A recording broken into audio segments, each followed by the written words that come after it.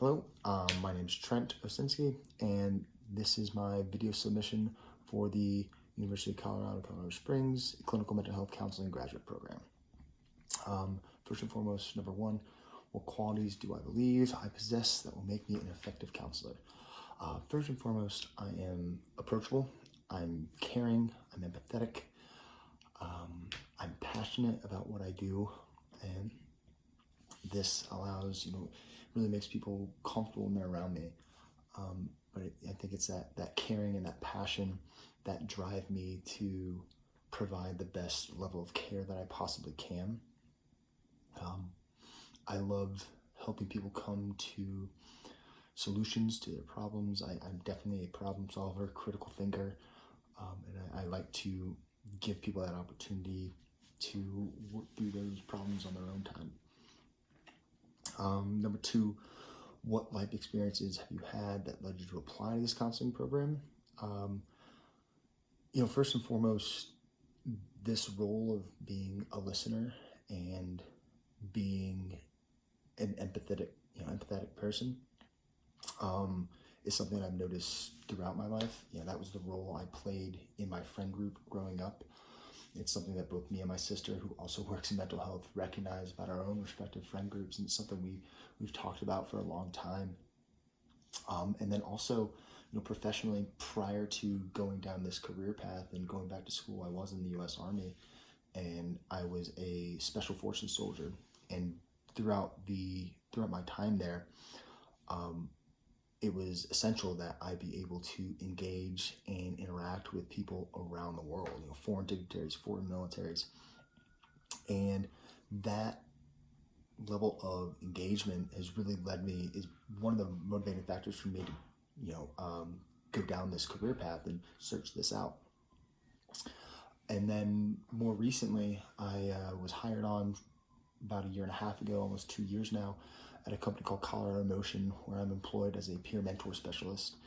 And throughout that, I've had a lot of exposure to runs the gambit of mental health professionals. So, specifically licensed professional counseling, and seeing what they're able to do and allowing me to take that next step in my career is really what motivated me to apply to this program. I want to be able to provide that next level of care to my clients. Right now I can provide a lot, but I am hindered by not being an actual therapist. I can't go that extra mile with some of my clients. So that's what I'd really love to do, which leads right into my professional goals and the population I want to work with. Professionally, I would love to ultimately become a licensed professional counselor. I'd love to get my LPC. And I would love to continue working with adolescents. It is not the population I initially saw myself working with. I wanted to work with vets and military members. However, this job was offered to me. I took it, and now it's a population I'm very connected with, a population I'm very passionate about. I see it as this is the next generation of people who are going to run this world, run this country, whatever, society.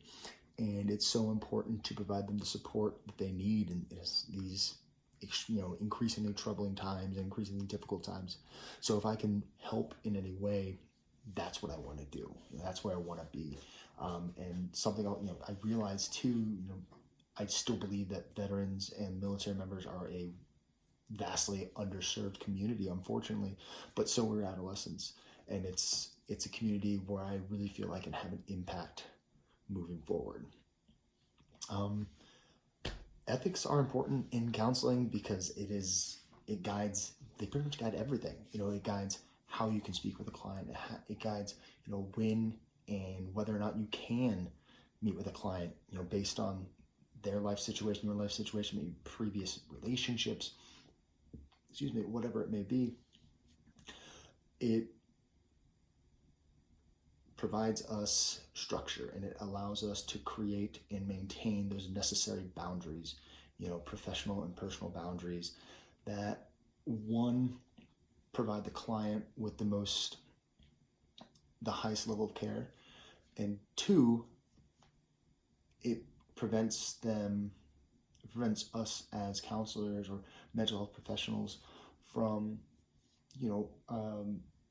doing any disservice or causing any further harm to a client, and I think ultimately that's the guiding principle, is it's not the Hippocratic Oath, it's not do no harm, but that's so extremely important, to do everything you can to provide support and guidance to a client without further worsening any condition. Lastly, how do I relate or connect with others who are different from me? I think ultimately the most important thing there is ensuring that someone who's different or coming from a different life than you are is to project this want to understand, and not make them feel as though you are bringing your own biases in as soon as you meet them. Obviously we all have implicit biases. That's something we can't do a whole lot about, but understanding them and recognizing them and acting appropriately because of them is something that's well within our power.